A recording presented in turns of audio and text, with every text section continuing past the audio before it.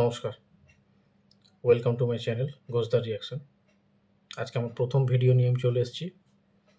তো আজকে আমরা ডিসকাশন করবো about the budget, Bengal budget 2026।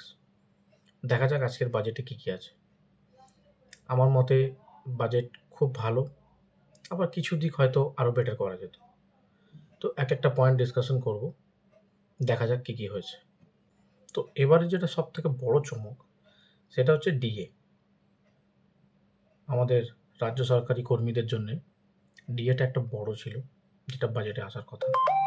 এবং আমাদের যে নতুন সরকার প্রতিশ্রুতি রক্ষা করেছে এবং 18% যে ডিএ ছিল সেই ডিএ করা হলো বাড়িয়ে 20%, মানে টোটাল ডিএ দাঁড়ালো বেড়ে 38%। It's a huge. আমার মনে হয় না বিগত 50 বছরে কোনো সরকার 20% ডিএ একবারে বাজেটে বাড়িয়েছে। সরকারের সৎ ইচ্ছে আছে, দেখা যাচ্ছে আগামী দিনে দেখা যাবে আরও বেটার কীভাবে কী করা যায়। এবং আমরাও তাকিয়ে থাকবো সরকারের দিকে, ভালো খারাপ যেটাই হবে আপনাদেরকে আগামী দিনে জানাবো। এরপরে চলে যাব নেক্সট পয়েন্ট, সেটা হচ্ছে অন্নপূর্ণা যোজনা, যেটা নিয়ে অনেক দিন ধরে হাহাকার হচ্ছিল। কেউ ভাবছিল হবে, কেউ ভাবছিল হবে না, কোনো দল বলছিল হবে না, আমরা পাবো না, ওরা পাবে না। তো সরকার পরিষ্কার জানিয়ে দিয়েছেন 25 থেকে 60 বছর বয়সী প্রত্যেক মহিলা এই ভাতা পাবেন 3,000 টাকা করে। তার জন্য 36,000 কোটি টাকা বাজেট বরাদ্দ করা হয়েছে। এর পরের সব থেকে বড় পয়েন্ট হচ্ছে নিয়োগ। আগামী 15 বছর আমরা নিয়োগ দেখিনি, শুধু বিয়োগ দেখে এসেছি। তো এখনকার সরকার প্রথম ঘোষণা করলেন এই অর্থবর্ষে 1 লক্ষ নিয়োগ হতে চলেছে। যে 1 লক্ষ নিয়োগের মধ্যে 50,000 শিক্ষক এবং শিক্ষাকর্মী নিয়োগ হবে, 20,000 পুলিশ এবং বাকি অন্যান্য সরকারি কর্মী, এবং এর মধ্যে 33% মহিলা সংরক্ষণ থাকছে। এটা কিন্তু একটা খুব বড় দিক। আরও যদি আমি কিছু বাজেট দেখছিলাম, তার মধ্যে আমার মনে হয় 4টে নতুন মেডিকেল কলেজ পাচ্ছে আমাদের আলিপুরদুয়ার, কালিম্পং, দক্ষিণ দিনাজপুর আর পশ্চিম বর্ধমান। এটাও একটা বড় ব্যাপার। বিগত কয়েক বছরে আমরা দেখিনি মেডিকেল কলেজ নতুন হওয়ার। যেগুলো সুপার স্পেশালিটি হসপিটাল হয়েছিল সেগুলো শুধু বিল্ডিং ছিল, যার ভেতরে কিচ্ছু ছিল না। তো it's a good move I think. যে মেডিকেল কলেজ আছে সেই 13টা মেডিকেল কলেজের মধ্যে 650টা সিট এমবিবিএস এবং পোস্ট গ্র্যাজুয়েট পিজিতে আরও 450টা সিট বাড়ানো হচ্ছে আসন সংখ্যা। এটাও একটা গুড মুভ বলে আমার মনে হয়।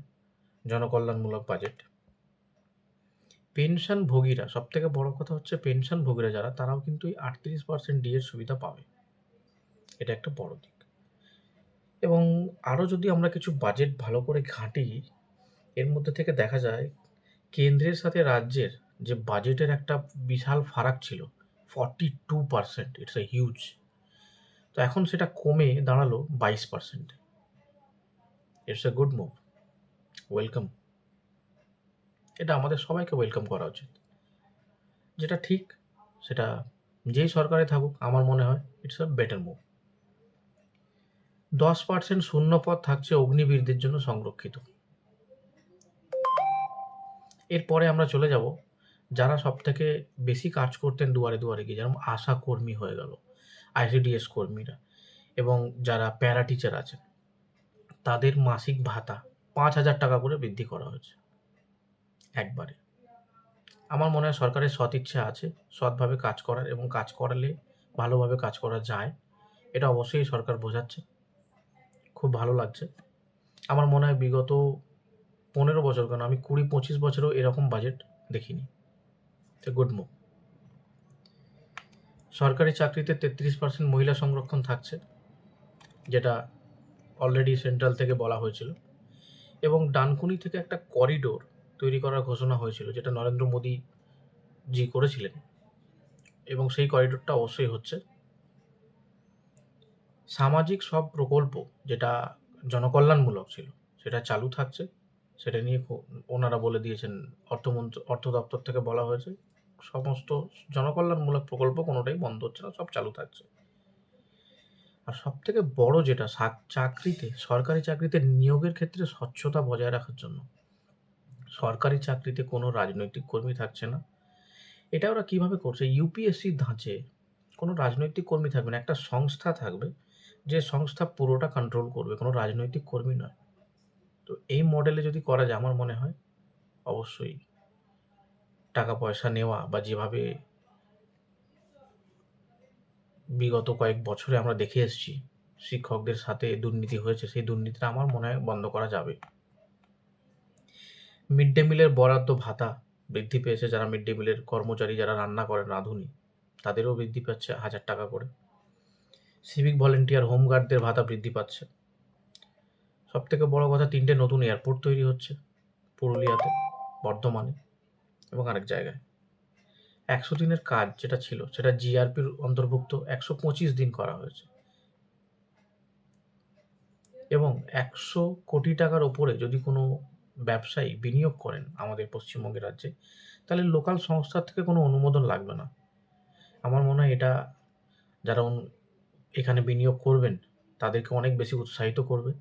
আগামী বাজেট আমরা দেখব কীরকম আসে। আমার মনে হয় এই বাজেট অনেক ভালো বাজেট। আগামী 15-20 বছর আমরা এই বাজেট দেখে নিই। কিছু অনেকে সমালোচনা করছেন, হয়তো অনেক সমালোচনা থাকবে, অনেক কিছু থাকবে। আমার মনে হয় অনেকে বলছেন যে এর থেকে বেটার বাজেট হতো বা আদার্স কিছু। এটা তো মুখে মুখে বলা হয়েছে, এমন কিছু নয়। কিন্তু আমার মনে হয় বাজেট খুব গুড।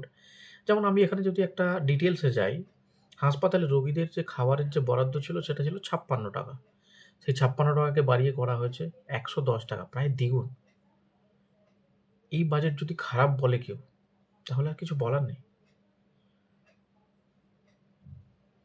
এবার যদি আমি ডিটেলসে ধীরে ধীরে যেতে থাকি, তাহলে আমি দেখতে পাবো কৃষকদের জন্য একটা বিশেষ নিয়ম আনা হচ্ছে। প্রতি ইউনিট বিদ্যুতে 2 টাকা করে ভর্তুকি দেবে রাজ্য সরকার। কত টাকা? 2 টাকা। 2 টাকা করে ভর্তুকি রাজ্য সরকার দেবে প্রত্যেক ইউনিটে, এবং মাসে 3000 টাকা করে আর্থিক সাহায্য। সত্যিই ভালো বাজেট। হয়তো পশ্চিমবঙ্গবাসী এতটা আশাও করেনি। সেই জন্যই কী হয়, অনেক সময় যখন আমরা ভালো কিছু হট করে পেয়ে যাই, আমাদের মনে হয় যে এটা ভালো না, ওটা ভালো না। অ্যাটলিস্ট সরকার চেষ্টা তো করছে, সৎ ইচ্ছে আছে। আগামী দিনে দেখা যাক, হয়তো আরও বেটার করবে। যে সরকার 1 অক্টোবর থেকে ডিএর টাকা পুজোর মাসে ঢুকিয়ে দেওয়ার জন্য বলেছেন, আমার মনে হয় আরেকটু সময় দেওয়া উচিত সরকারকে। এই সরকারের বয়স সবে 1.5 মাস হলো। আরেকটু সময় দেওয়া উচিত, অবশ্যই বেটার হবে। এরপরে যেমন এখানে সরকার বলছেন, আমি যদি আরেকটু বাজেট ঘেঁটে দেখি, যেসব স্পোর্টস ক্লাব আছে, জাতীয় স্তরের ক্রীড়া প্রতিযোগিতায় যারা অংশগ্রহণ করবে, বড় ক্লাব, তাদেরকে 1 কোটি টাকা আর্থিক সাহায্য প্রদান করা হবে। কি বলেন, ভালো কি খারাপ? পুরুলিয়া, বালুরঘাট আর মালদায়, যেটা আমি বলছিলাম, অলরেডি 3 জায়গায় 3টে এয়ারপোর্ট তৈরি হচ্ছে। 12টি শহর এখনো চুজ করা হয়নি, সম্ভবত চুজ করা হবে আগামী দিনে। 12টি শহরে ভূগর্ভস্থ বিদ্যুৎ কেবল, যেটা মাটির নিচে দিয়ে কেবল নিয়ে যাওয়া হবে, যাতে করে আমার মনে হয় এই যে ম্যাক্সিমাম জায়গায় কোথাও তার ছিঁড়ে যাচ্ছে, কোথাও বৃষ্টির জন্য প্রবলেম হচ্ছে, কোথাও পোল বেন্ড হয়ে গেছে, কোথাও পোল ছিঁড়ে পড়ে গেছে, কোথাও তার পোল থেকে, কোথাও পোলই উড়ে চলে গেছে ঝড়ে, এই প্রবলেমগুলো সলভ হবে।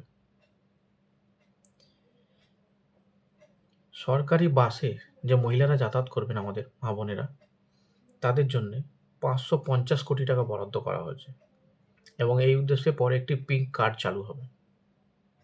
আমার মনে হয় এটা একটা ভালো মুভ। অবশ্যই যারা অনেক দূরে দূরে যান কাজ করতে বাড়ির জন্যে, এটা একটা ভালো মুভ। তবে আমার মনে হয় যদি পুরুষদের জন্য কিছুটা করা যেত, যারা আর্থিক পিছিয়ে থাকা, যারা বঞ্চিত, তাদের জন্য যদি করা হতো, বেটার হতো। এর মধ্যে হয়তো এমন অনেক মহিলা আছেন যাদের এই সুবিধে দরকার নেই, আবার এর মধ্যে এমন পুরুষও থাকবেন যাদের এই সুবিধে হলে ভালো হতো। আমার মনে হয় এটা সরকারের একবার বিবেচনা করা উচিত। মা ক্যান্টিন, যেটা মা আর 5 টাকায় মাছ ভাত এবং বাকি যেটা খাওয়ানো হচ্ছে সরকার থেকে, 210টি অতিরিক্ত মা আহার ক্যান্টিন খোলা হচ্ছে, এবং এখান থেকে আরও বেশি লোক এই সুবিধা পাবে। আমার মনে হয় এটা একটা ভালো মুভ। বাকি আপনারা বিচার করবেন।